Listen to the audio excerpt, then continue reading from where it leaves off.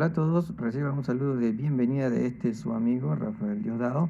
El tema de esta presentación es campo magnético, ley de Biot-Savart. Los fenómenos magnéticos fueron descubiertos hace muchos años y se deben a una naturaleza particular que conocemos como campo magnético. Esta se manifiesta en algunos tipos de cuerpos o materiales a los que llamamos, por ejemplo, imanes. También la Tierra posee campo magnético.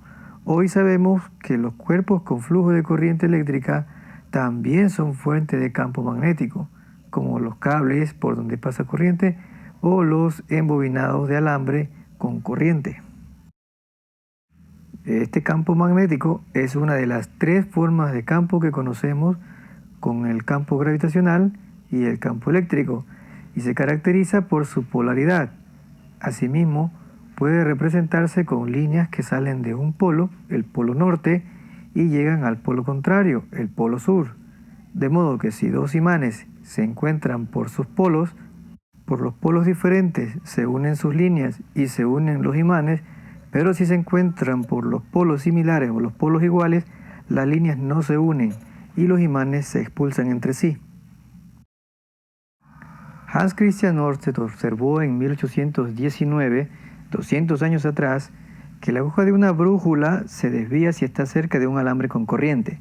Poco tiempo después, Jean-Baptiste Biot y Félix Savart realizaron experimentos cuantitativos de los efectos del campo magnético formado por un elemento de alambre con corriente sobre un punto P en la región del espacio que lo rodea, y observaron lo siguiente. Primero, el vector campo magnético en el punto P es perpendicular al plano formado por el elemento lineal del conductor con corriente y el punto P.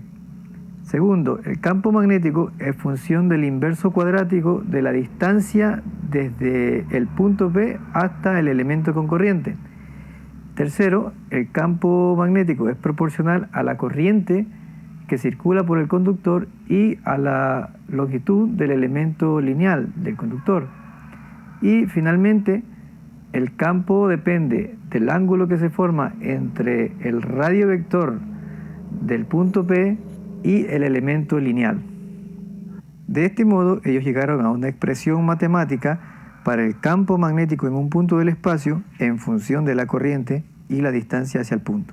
Y siendo función del inverso cuadrático de la distancia, el campo magnético disminuye sustancialmente a medida que el punto se aleja de la fuente de campo. Para un alambre con corriente, según Biot y Savart, la expresión indica que mientras más cercano esté el punto al elemento de corriente, mayor será la intensidad del campo. Y como depende directamente de la corriente que atraviesa ese conductor, un aumento en la corriente corresponderá a un aumento en el campo. Aquí recordemos que la corriente depende también del diámetro o calibre del conductor, de modo que un mayor diámetro corresponde a una mayor corriente. Entonces, en alambres finos, la corriente sería limitada y el campo podría disminuir también.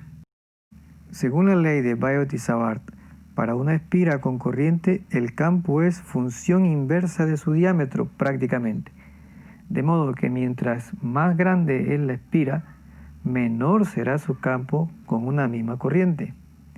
Una particularidad de la espira es que su campo magnético termina actuando como un imán, pero eléctrico, de modo que la espira adquiere una polaridad semejante a la de un imán natural. Bien, damas y caballeros, hasta aquí lo que respecta a esta presentación. Mi nombre es Rafael Diosdado y con ustedes será hasta la próxima ocasión.